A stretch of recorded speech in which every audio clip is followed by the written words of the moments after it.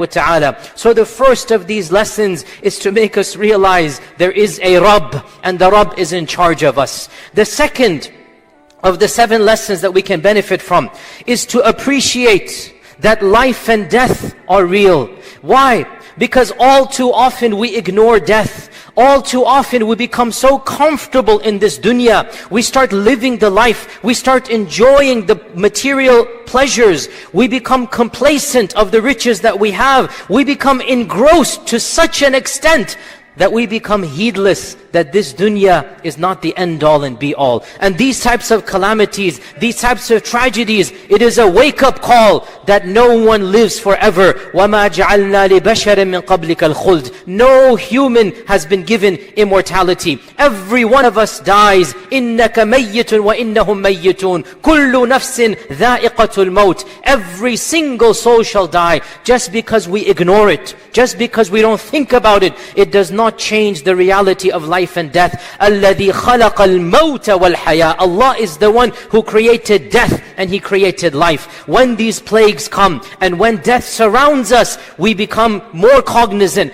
Our hearts that might have been hard become soft. Our minds who only think of the dunya, we start thinking of the akhirah. And if this type of calamity makes our hearts that were hard soft, then this is a blessing and not a calamity. If this calamity wakes us up from the slumber of the dunya and makes us realize that all of life is temporary, then it is wallahi not a calamity, but it is a blessing in disguise. This is the second benefit we gain from our mortality. Life is not permanent. Death is around the corner. As Abu Bakr as-Siddiq radiallahu anhu said, every single day we all wake up and death is closer to us than our shoe strap that is on our toe. Our death is closer to us. Every day we wake up and we do not know when we are going to die. So these types of calamities rub the point home that life is not eternal and only Allah Azza wa Jal knows when we are going to die.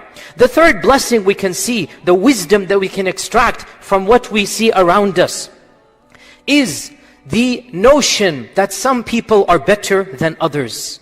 And the fact that this virus attacks all of humanity equally.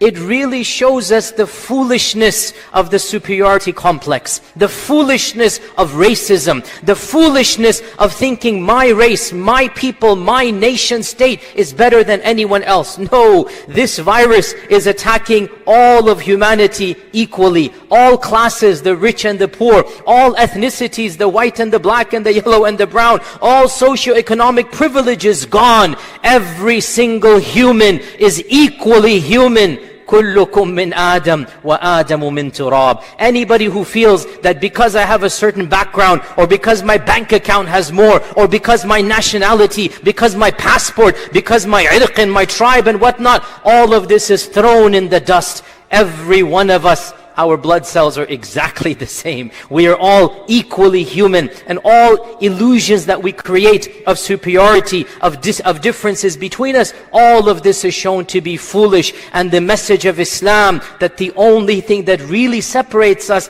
is in the eyes of Allah, and that is through taqwa. In this world, we are all equally human. And so, this virus and the scare that it is generating, in fact, should make us realize the truth of our religion of Islam when it tells us that every one of us is equally human. All of us have come from the same origin, and our end result will be exactly the same. There is a beautiful nukta, or just an anecdote, and Allah knows if it's authentic or not, that is mentioned in our books of history, that once there was a tyrannical king. He was torturing, scholars and righteous people, and he was mocking a scholar in front of him. And as he was mocking, some flies came and irritated him, and he swatted these flies away, and he said, "Tell me, O alim, what is the wisdom of Allah creating flies? Flies are always pesky. Flies are always a nuisance." And so this alim responded, Allah Azza wa Jal is using flies to humble the arrogant of His creation like you. The wisdom of having flies is to show you, O king, that you are still a human like I am. So this is what we see here, that this virus does not differentiate between prime minister. There was a minister of some country fell sick, and between peasant, between rich, between poor, between white, between black.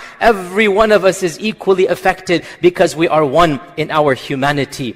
The fourth wisdom that we can derive from what we see around us is to show us that this dunya and the wealth that comes with it and the blessings that come with it is not an indication of success and happiness. No, not at all.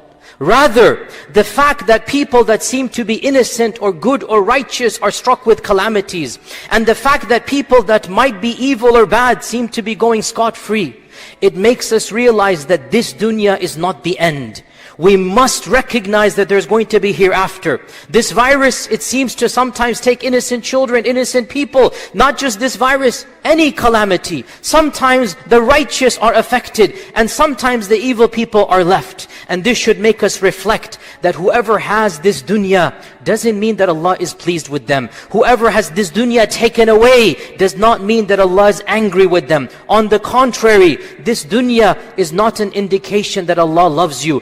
As one of our scholars said, that this dunya is given to the one whom Allah despises and the one whom Allah loves. Doesn't matter. And this dunya is taken away from the one whom Allah despises and the one whom Allah loves. This world and all of the blessings associated with it are not the indication of success. They're not the indication of Allah's pleasure. Rather, it is the akhirah that is the full indication of Allah's pleasure. And Allah mentions in the Quran, وَاتَّقُوا فِتْنَةً لَا تُصِيبَنَّ الَّذِينَ ظَلَمُوا مِنْكُمْ خَاصَّةً. Beware of the tragedy or of the fitna.